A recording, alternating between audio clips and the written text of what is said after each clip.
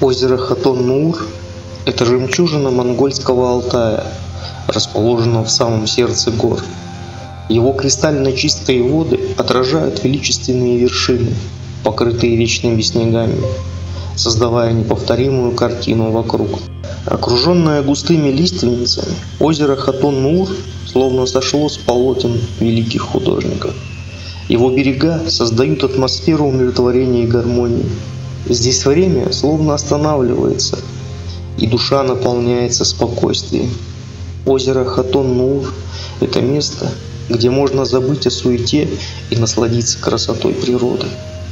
Расположено озеро Ваймаки-Баян-Улги, лежит в горах монгольского Алтая на высоте 2083,6 метров над уровнем моря.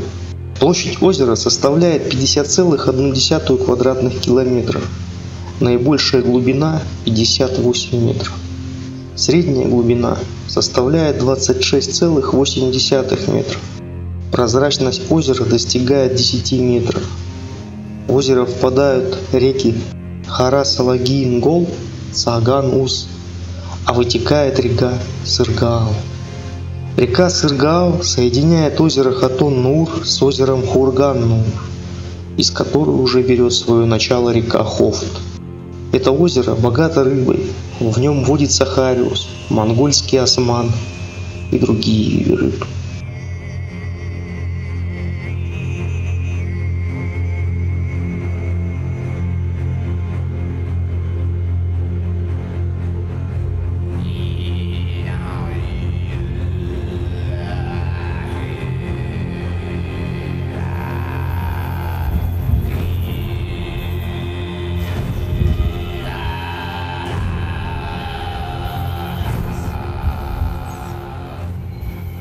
Наша команда прибыла на озеро в глухую темную ночь. В кромешной темноте под светом фар автомобилей нам удалось отыскать одинокую могущественную лиственницу, под сенью которой мы разбили лагерь.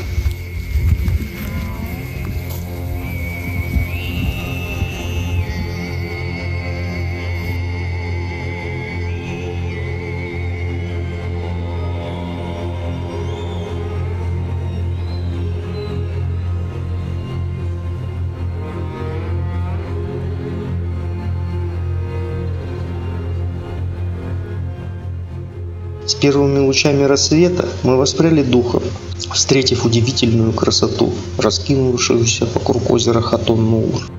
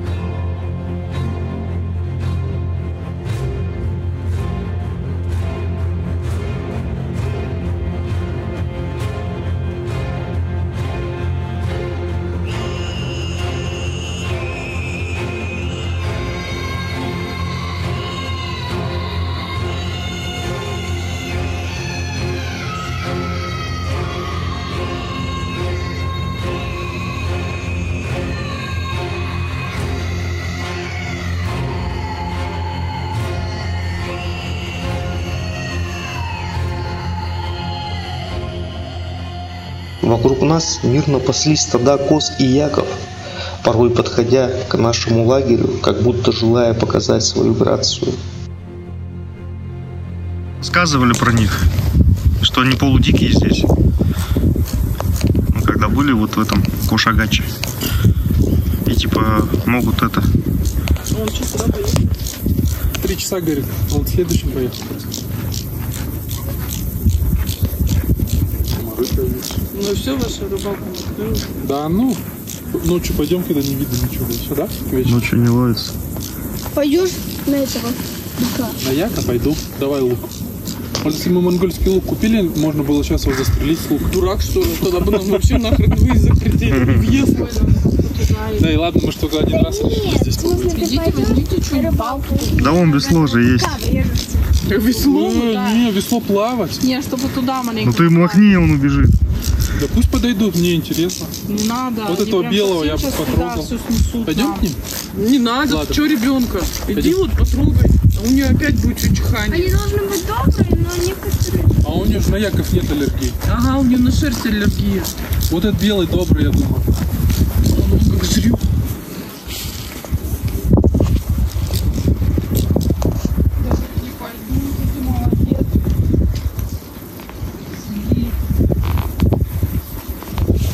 Смотри, там какой.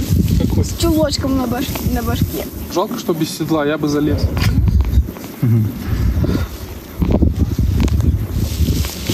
Он тебя увез куда-нибудь и съел, бля.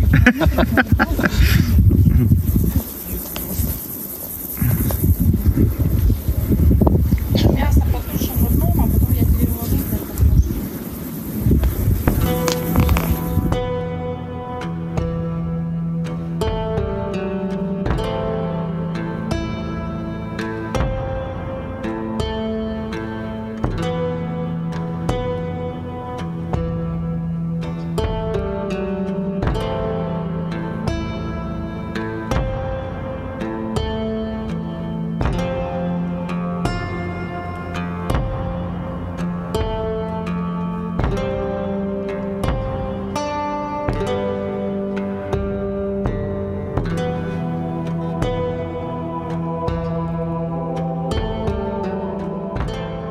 Величественные горы с увенчанными снегом вершинами гордо возвышались над нами, а у их подножий, словно уютные снежные горки, располагались юрты. В этот день мы наслаждались великолепием природы и спокойствием, охватившим эту уединенную местность.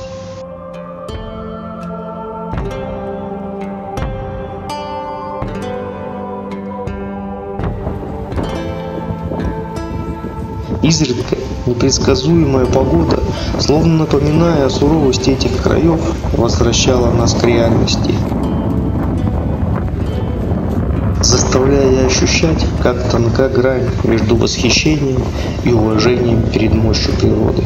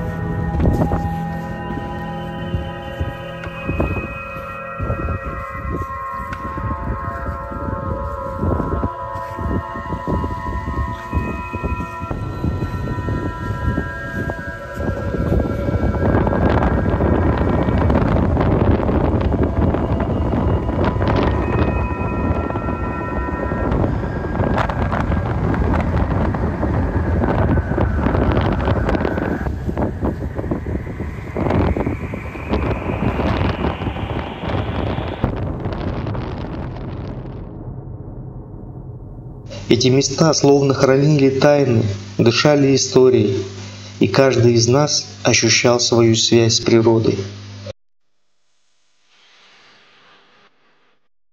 С каждым новым часом мы все больше погружались в магию этого места.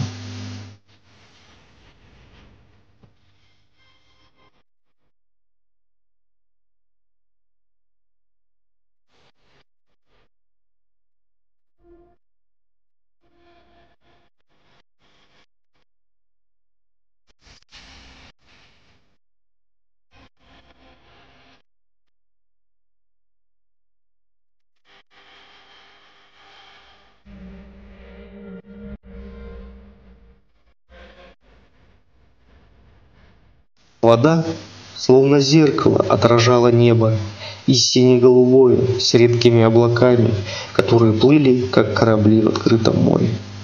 Каждый из нас находил радость в простых вещах, находясь здесь.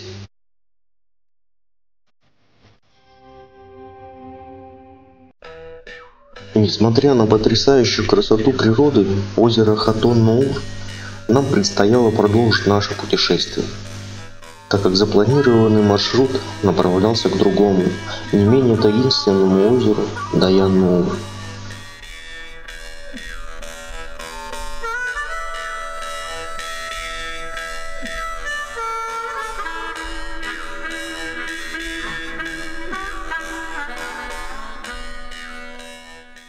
После того, как мы собрали лагерь и отправились в путь, нам и в голову не могло прийти, что ждет нас впереди. Это была, пожалуй, самая впечатляющая дорога, по которой нам доводилось ездить, оставившая нам незабываемые воспоминания.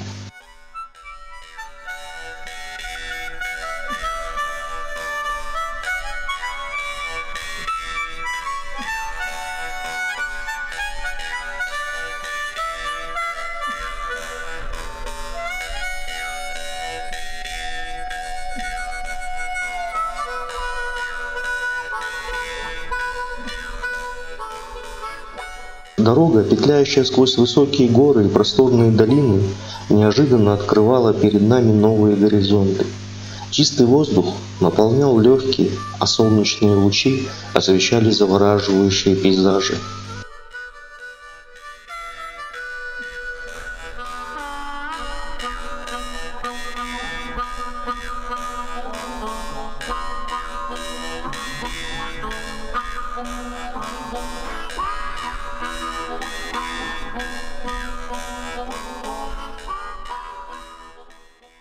Каждая остановка позволяла ощутить непередаваемую связь природы, которая нас окружала.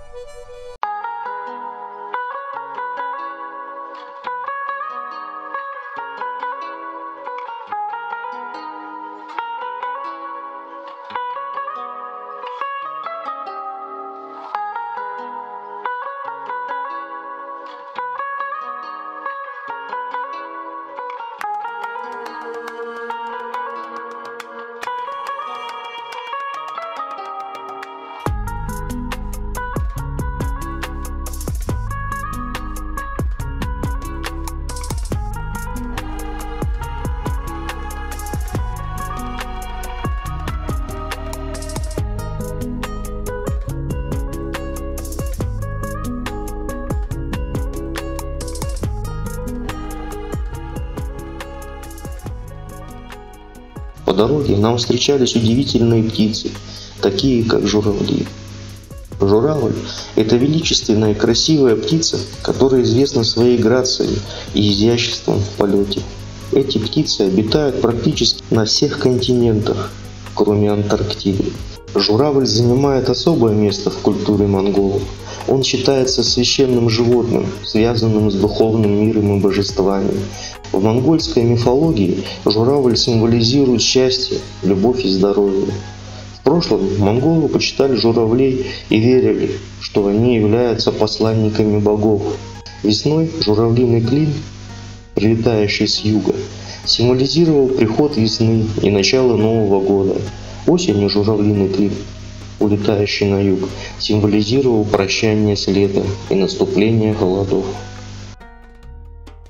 Также существует поверье, что если сделать 1000 бумажных журавликов, то исполнится желание.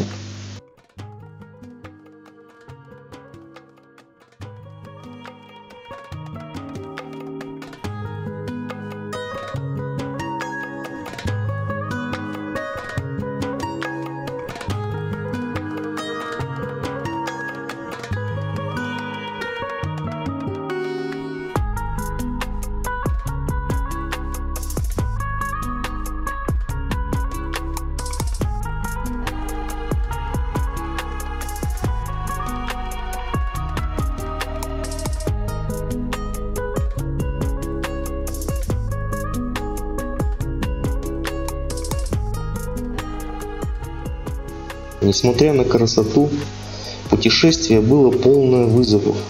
Каменистые участки дороги, небольшие броды через горные реки и узкие мосты проверяли на прочность наши автомобили, требуя сосредоточенности и навыков вождения.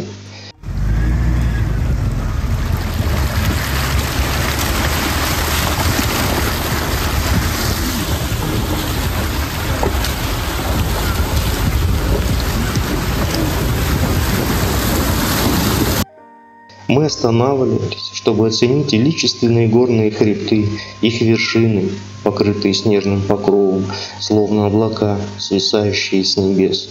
Каждая секунда пути была полна ожидания и волнения, ведь в сердце каждого из нас жила надежда на новую встречу с неизведанным.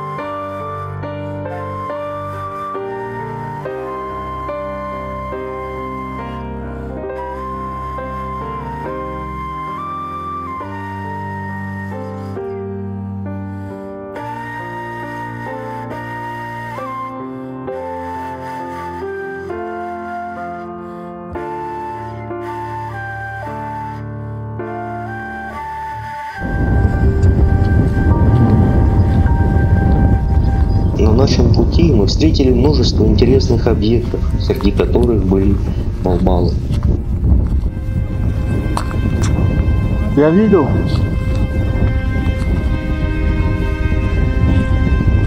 Балбал – это таинственный и величественный символ, встречающийся в культурах многих народов Центральной Азии.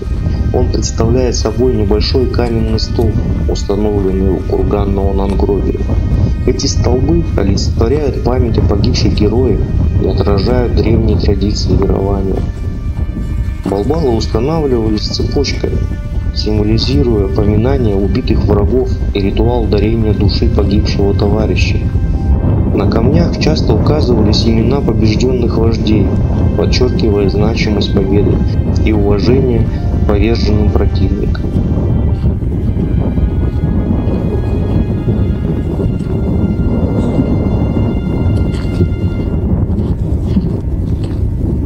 Какая-то дорога типа, да, вот. А? Нет, имеется в виду к этим вот. Да, вот там. Вот он, огорожен столбами. Вот. Вот сейчас на стол. Вот стол. Вот, видишь?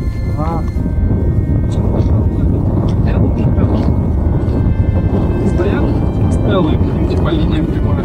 Может быть. Вот.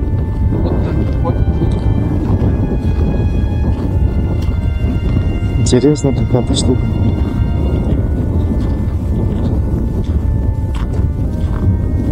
Интересно, насколько это древняя штука. Балбал – это не просто каменный стол, это воплощение силы, мужества и памяти о тех, кто отдал свою жизнь за родину и близких. Здесь, наверное, могилки ихние. Может быть, вот, да? Но 4, ну. А тут, видишь, лопнул его. Вот это тоже отломился. А это вообще вот отломился. Ну, Самый маленький. ну. Могилка в шесте. Это интересно, кто такие-то. А вон там, видишь, какая фигня? Каменный какой-то. Дом, может, это для животных? Не знаю. Нет, Вот. вон тот. А, вон то. Ну, А как, наверное, могилки? Там деревянные были, видел тоже такие, ромбовидные клетки. Тут именно камень, есть деревья туда далеко.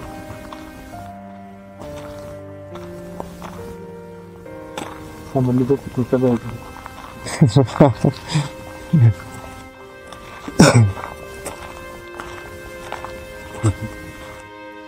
а это вот курганы, наверное, какие-то. Ихние. Точно.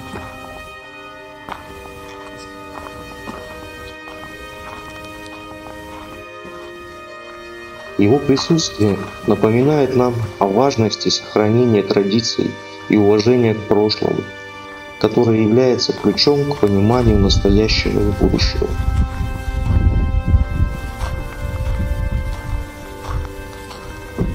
Это могилки, да, их? Балбалы, как и многие другие памятники, имеют свою уникальную историю, овеянную мифами и легендами. А они буддисты или кто? Вот это не знаю.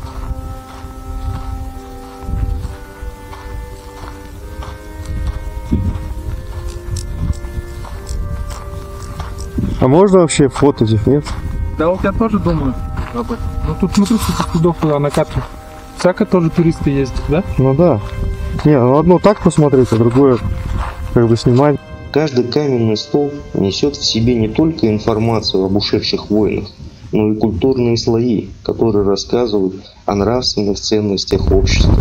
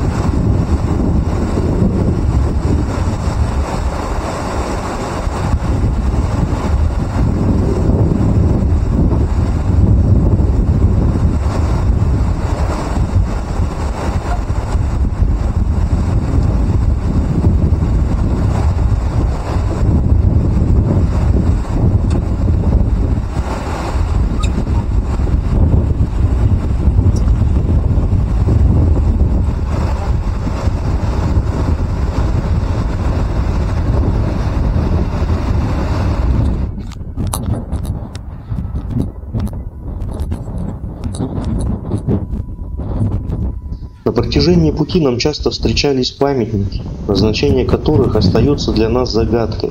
Эти молчаливые стражи времени, словно хранители незаписанной истории, притягивают внимание своим величием и необычностью. Каждый из них несет в себе тайны эпох, которые могли бы поведать о чаяниях и страхах людей, предшествовавших нам. Мы останавливались, чтобы рассмотреть их детали. Стремясь разгадать загадку, мы сталкиваемся с тем, что история — это не линейный процесс, а целая палитра событий и эмоций. Каждый памятник, будь то памятные сооружения или ритуальная структура, служит напоминанием о прошлом, которое мы лишь можем попытаться понять. В конечном итоге это именно загадка, окружающая эти объекты, и манит нас вновь и вновь возвращаться к ним, искать ответы и находить новые вопросы.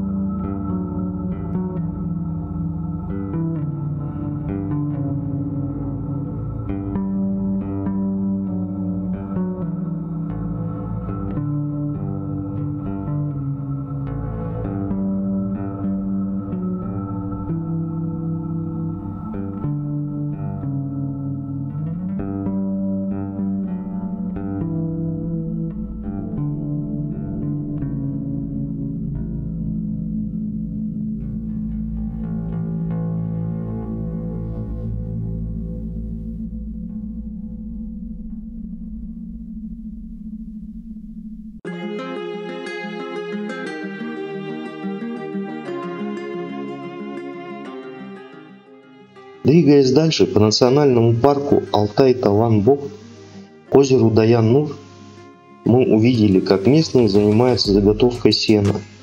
В поймах маленьких рек они коллективно косили низкорослую траву, аккуратно укладывая ее в копны, и загружали на машины, стараясь вовремя подготовиться к приближающим холодам.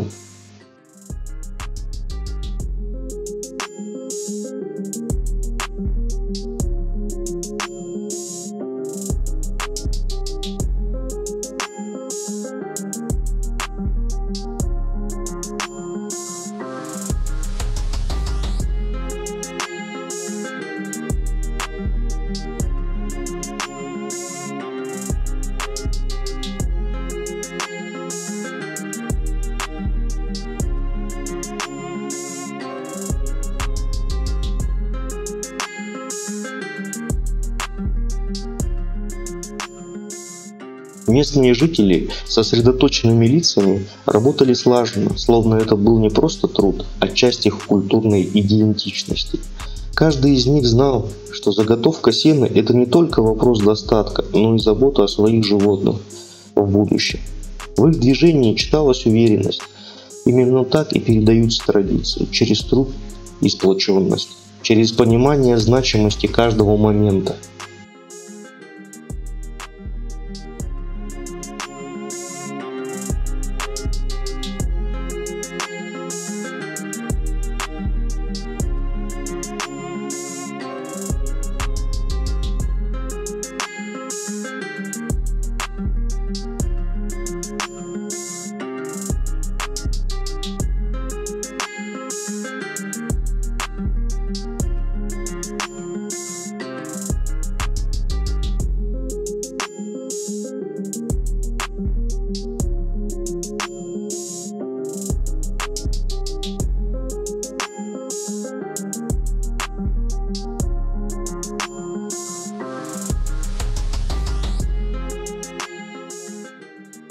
Мы все чаще и чаще встречали на нашем пути озера с бесчисленным количеством птиц, которые спокойно и размеренно плавали по этим небольшим водоемам, лишь изредка перемещаясь с одного места на другое.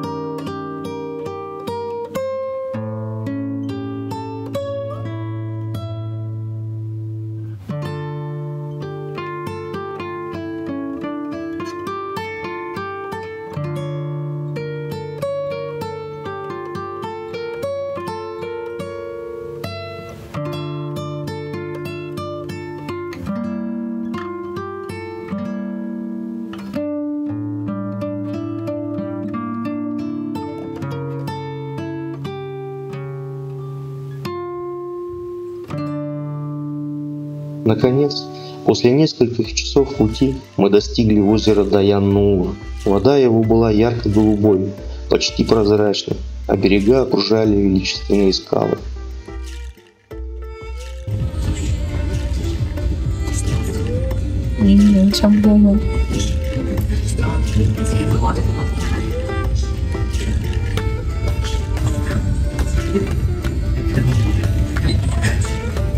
Мы их сейчас угоним.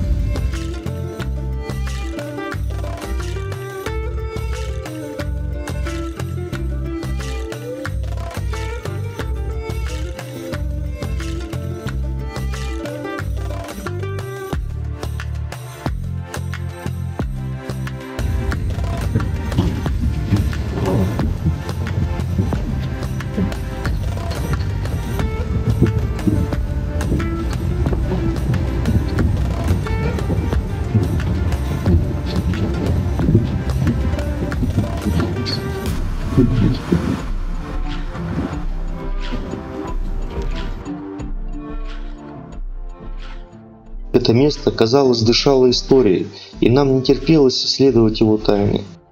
Каждый из нас чувствовал, что это путешествие навсегда останется в памяти, объединяя нас в единую команду искателей приключений.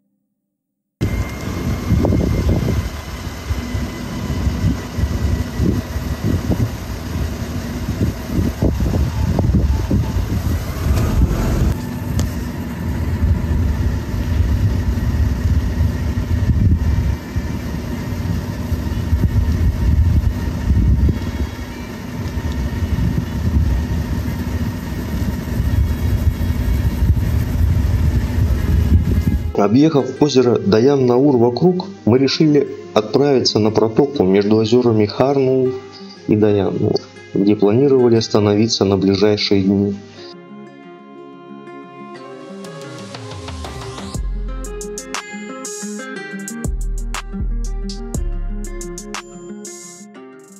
Это место представляло собой живописный уголок природы, окруженный густыми лесами и высокими горами.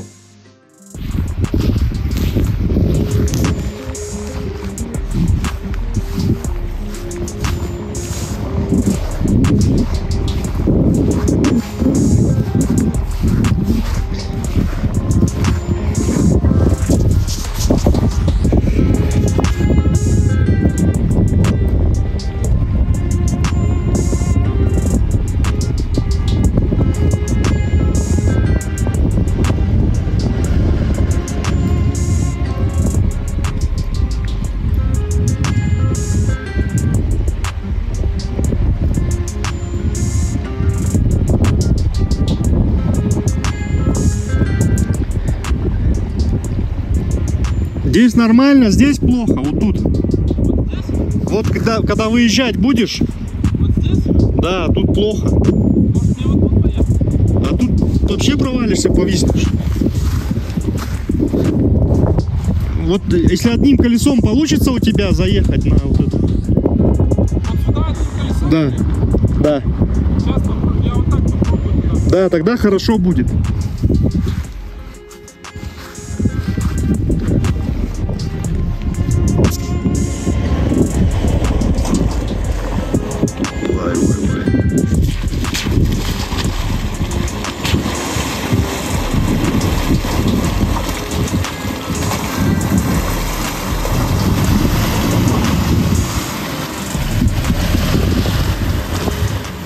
Прибыв на место, мы разбили лагерь на берегу протоки. Вечером мы наслаждались красотой окружающей природы, слушали пение птиц и наблюдали за звездами на небе.